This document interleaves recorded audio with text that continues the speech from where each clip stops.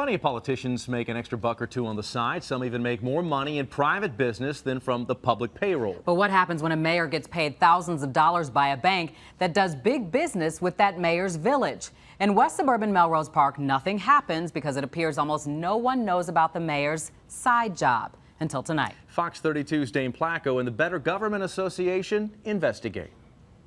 You'd think these elected officials would want to know about their mayor's outside income, because that income is coming from a bank where the village parks a lot of its money. But when we tried to ask trustees about it... Is that a conflict of interest in your estimation? I don't know any of the details, any of the facts. Did you know he was a contract employee of the bank? Have a great night. Welcome to Melrose Park, where Ron Serpico's been mayor for 18 years. Melrose Park is also the home of Pan American Bank, which Fox 32 and the Better Government Association learned has been paying Serpico's law business thousands of dollars a year.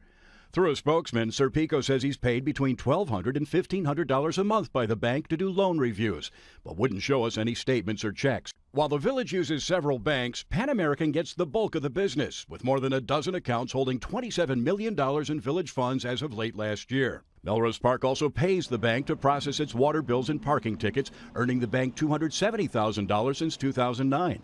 And the village currently has a loan from Pan American for $6 million. Yet one trustee who did talk to us says she wasn't aware the mayor is working for the bank. I'd have to talk to him about it and find out more about it. I have no idea. So you didn't know he was getting money from them?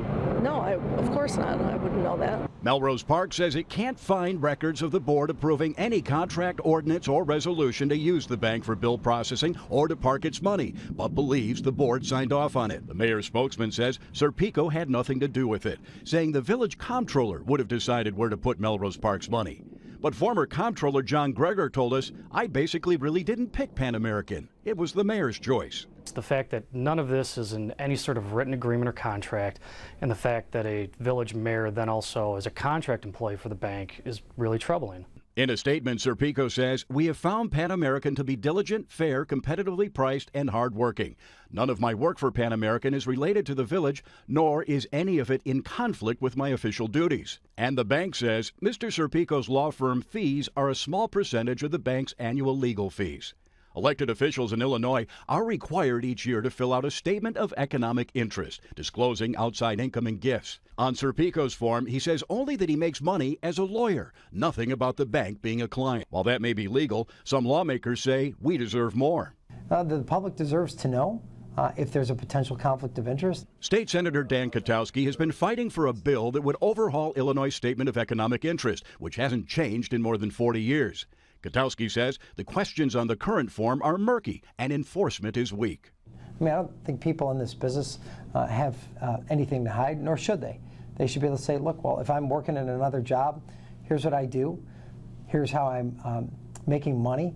Pan American also has close political ties with the neighboring village of Bellwood, which has accounts at the bank totaling as much as $9 million.